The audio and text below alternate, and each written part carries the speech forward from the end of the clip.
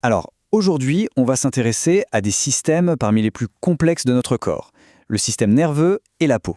L'idée, c'est de comprendre comment et pourquoi des tumeurs peuvent s'y développer. C'est un voyage assez fascinant, au cœur même de notre biologie. Et voilà la question qui va nous servir de fil rouge. Le système nerveux, c'est notre centre de commande, notre tour de contrôle. Mais alors, que se passe-t-il quand une croissance anormale vient perturber tout ça? C'est exactement ce qu'on va explorer ensemble. Voici le programme. On va commencer par les bases du système nerveux, puis on plongera dans les tumeurs centrales, ensuite on verra la révolution moléculaire qui a absolument tout changé, après ça, petit détour par les nerfs périphériques, et on finira avec les tumeurs de la peau. C'est parti? Bon, avant toute chose, pour bien comprendre les tumeurs, il faut d'abord connaître le terrain de jeu. Le système nerveux central, c'est un tissu d'une complexité incroyable qui est fait en gros de deux types de cellules principaux. L'analogie avec le cinéma, elle est parfaite ici. On a les neurones, ce sont les stars, ce sont eux qui transmettent les messages, qui sont au cœur de l'action. Mais comme toutes les stars, ils ont besoin d'une équipe technique, d'un support crew indispensable. Ça, ce sont les cellules gliales. Et là, c'est un point absolument crucial. La plupart du temps, ce sont ces cellules de soutien, comme les astrocytes ou les oligodendrocytes, qui sont à l'origine des tumeurs cérébrales. On entre maintenant dans le vif du sujet.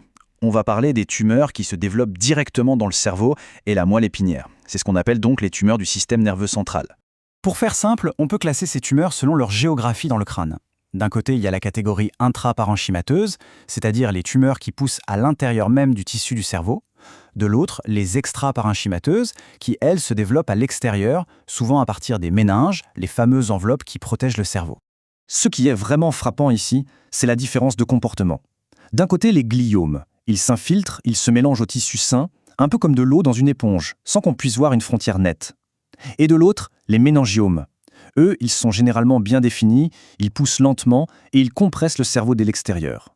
On a vraiment deux stratégies de croissance radicalement différentes. Et là, attention, on arrive à un tournant majeur. Pendant des décennies, on a diagnostiqué ces tumeurs en regardant simplement leur apparence au microscope. Mais il y a peu, une véritable révolution a tout mis par terre et a changé la donne. Cette chronologie, elle illustre parfaitement ce changement de paradigme. On est passé d'une analyse purement visuelle, morphologique, à une analyse du code génétique de la tumeur. En fait, la classification de 2021 de l'OMS ne se demande plus seulement à quoi ressemble la tumeur, mais elle pose une question bien plus précise, quelle est sa carte d'identité génétique ? Et justement, voici l'un des acteurs principaux de cette révolution, la mutation IDH. Le simple fait de savoir si cette mutation est présente ou absente dans une tumeur, ça change complètement son diagnostic, son pronostic, sa classification. C'est un peu comme si on découvrait qu'il existait deux espèces d'animaux complètement différentes, là où on pensait n'en voir qu'une seule. Regardez l'impact concret de tout ça. Le nom même de la tumeur intègre maintenant son profil moléculaire. Un astrocytome devient astrocytome IDH muté. Un oligodendrogliome, c'est oligodendrogliome IDH muté ET codélété 1P sur 19Q. Ce n'est pas qu'un simple changement de nom, c'est une précision diagnostique qui était inimaginable il y a quelques années et qui ouvre la porte à des traitements beaucoup plus ciblés. Cette révolution moléculaire a aussi mis en lumière quelque chose de fondamental. Les gliomes chez l'adulte et chez l'enfant ne sont tout simplement pas la même maladie.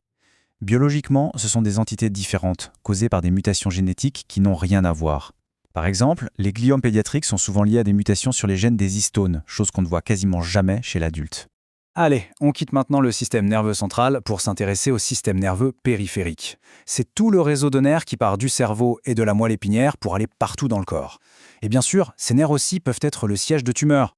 Et là encore, la structure, ça fait toute la différence. On a d'un côté le schwannome, une tumeur typiquement bénigne, bien délimitée comme si elle était dans une capsule, et de l'autre, le neurofibrome, qui lui est plus diffus, non encapsulé et qui mélange plusieurs types de cellules.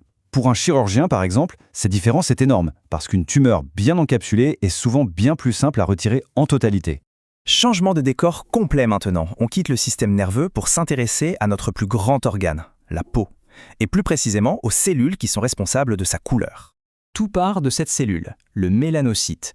Son travail, en temps normal, c'est de produire de la mélanine, ce pigment qui nous protège du soleil.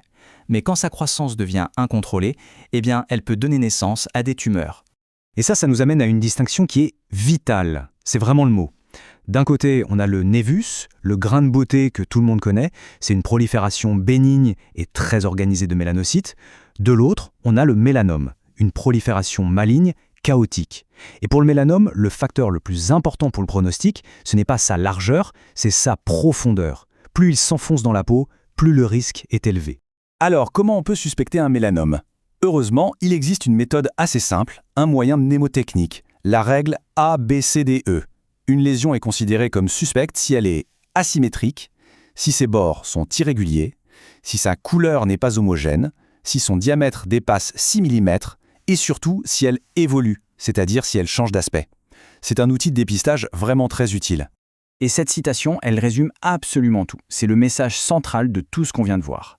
Que ce soit pour les gliomes du cerveau ou pour d'autres tumeurs, l'analyse moléculaire, ce n'est plus une option, ce n'est plus un bonus, c'est devenu le pilier du diagnostic moderne, ce qui guide à la fois le pronostic et le choix du traitement. On va donc finir avec cette question, une question ouverte sur l'avenir. Maintenant qu'on est capable de lire le code source génétique de ces tumeurs, comment est-ce que ça va transformer non seulement le diagnostic, mais aussi la manière dont on va les traiter demain? On est vraiment à l'aube d'une nouvelle ère en médecine et la réponse à cette question, eh bien, elle est en train de s'écrire sous nos yeux jour après jour. Merci beaucoup.